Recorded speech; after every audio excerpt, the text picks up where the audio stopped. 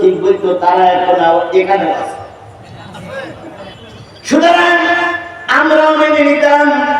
যাওয়ার সময় কানে কানে বলতেন, হুজুর ওয়াজ আপনি গরম করেন এটা আমিও জানি, কিন্তু শেখ হাসিনার বিরুদ্ধে তেমন কিছু বলেন না, কারণ তিনি একজন কি মানুষ, জান্নাতি মানুষ।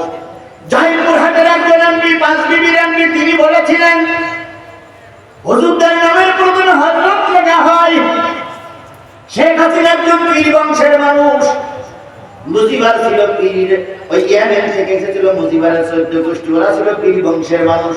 সুতরাং পীর প্রথমে যদি হযরত লেখা হয়, শেখ হাসিনার বিরুদ্ধে হযরত শব্দটা লেখা ভালো। সেইখান থেকে অনেকে উপহাস করে বলতো হযরত শেখ হাসিনা রাহমাতুল্লাহ আলাইহি।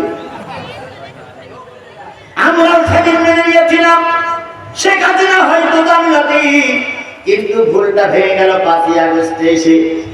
কেন ভুল ভাঙলো? যখন ছাত্র জনতা শেখ হাসিনার বাসন দখল করলো, বাসভবন দখল করলো, দখল করার পরে কসুরমুখী পাওয়া গেল। সেখানে কি বলে কসুরমুখী পাওয়া গেল, রাজহাঁস পাওয়া গেল, মুরগি পাওয়া গেল, গরু পাওয়া গেল, ভেড়া পাওয়া গেল, তারপরে ছাগল পাওয়া গেল, অনেক কিছু পাওয়া গেল, কিন্তু যাই না মাদার কোরআন শরীফ পাওয়া যায় নাই। চিন্তা করলাম যাই না মাদার কোরআন শরীফ নিশ্চয়ই জিবরাইল চুরি করে নিয়ে